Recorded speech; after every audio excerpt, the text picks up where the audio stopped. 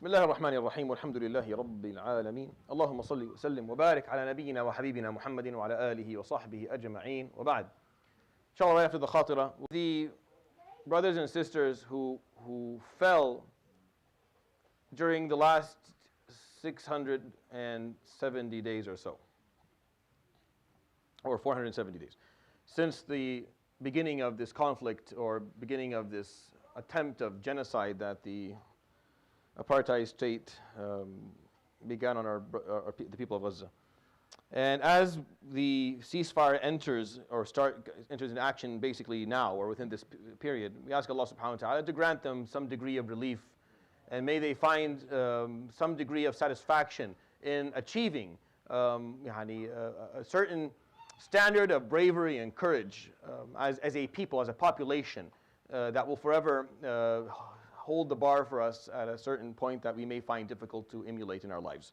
And may Allah subhanahu wa ta'ala teach us from this the lessons that we need to learn to move forward in a way that pleases Him subhanahu wa ta'ala. Allahumma ameen.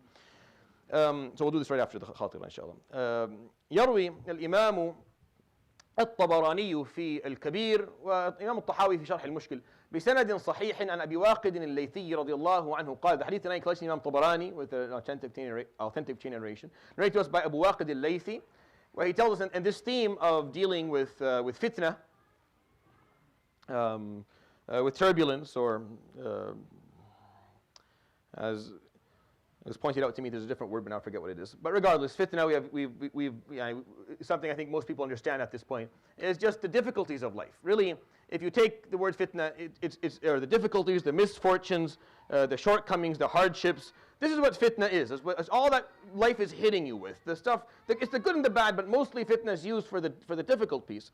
And the Prophet ﷺ, a hadith within this chapter is always a little bit overlooked because it's seen as prophecies for the future. But I think there's something for us to benefit from these teachings, because we all go through turbulence in our lives and all go through fitna.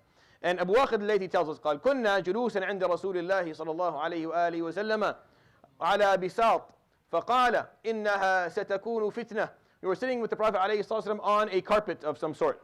And he said, indeed, there's going to be, in the future, there's going to be turbulence and difficulties. There's going to be a fitna, something that will make it difficult for people to function and do their thing. A lot of confusion. فقالوا فما نصنع يا رسول الله. What do we do, يا رسول الله? قال فرد يده إلى البساط فأمسكه بيده وقال تصنعون هكذا. He went down and he picked up the piece of the carpet that he was sitting on, and he said, you go like this, and he held on to the piece of carpet strongly. What he meant by that, alayhi salatu wasalam, is you hold on to your deen, and you hold on to what you were taught, because they were sitting with him on it, alayhi salatu wasalam.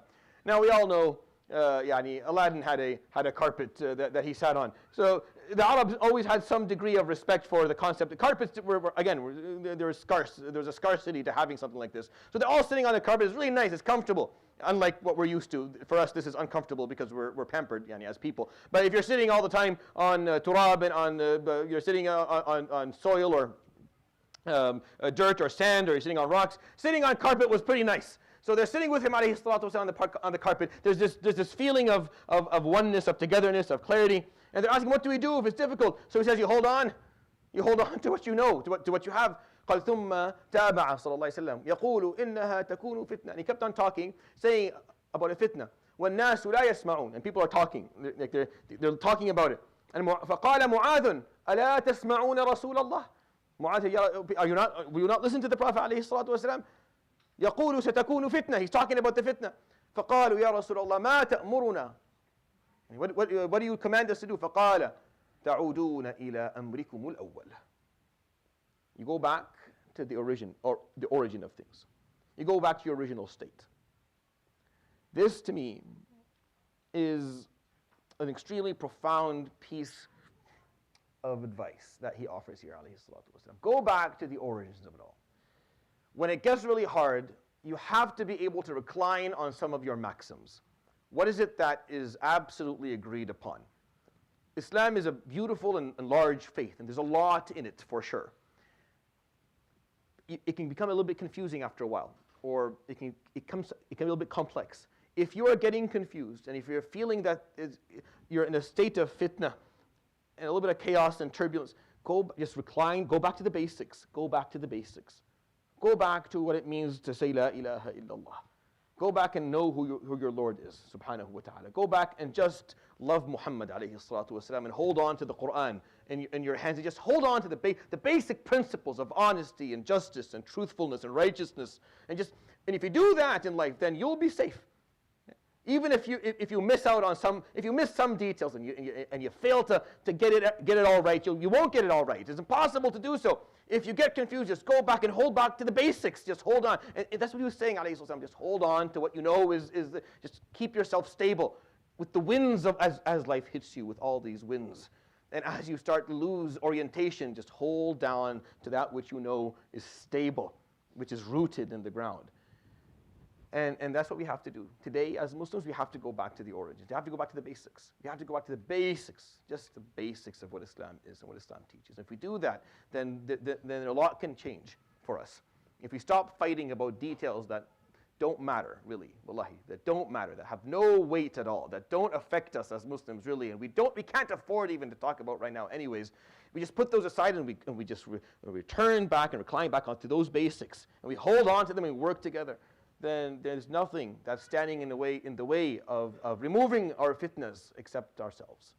And I think he taught us a lesson there, alayhi salatu that's worthy of sharing with you. يروي الإمام طبراني في الكبير بسند صحيح عن أبي واقد الليثي رضي الله عنه قال كنا جلوسا مع رسول الله صلى الله عليه وآله وسلم على بساط فقال إنها ستكون فتنة فقلنا كيف نصنع يا رسول الله قال فرد يده إلى البساط فأمسكه وقال تصنعون هكذا ثم تابع فقال تكون فتنة فتحدث الناس لا يسمعونه فقال معاذ ألا تسمعون رسول الله يقولون تكون فتنة فقالوا فما تأمرنا يا رسول الله فقال تعودون إلى أمركم الأول صدق رسول الله صلى الله عليه وسلم وبحمده لا إله إلا أنت استغفرك وأتوب إليك وصلى الله وسلم وبارك على نبينا محمد وعلى آله وصحبه جزاكم الله خير وبارك الله فيكم. We're going to stand up and perform Salat al-Ghaib and then Salat al-Sunnah, and then we have inshallah, do we have some in the sheet?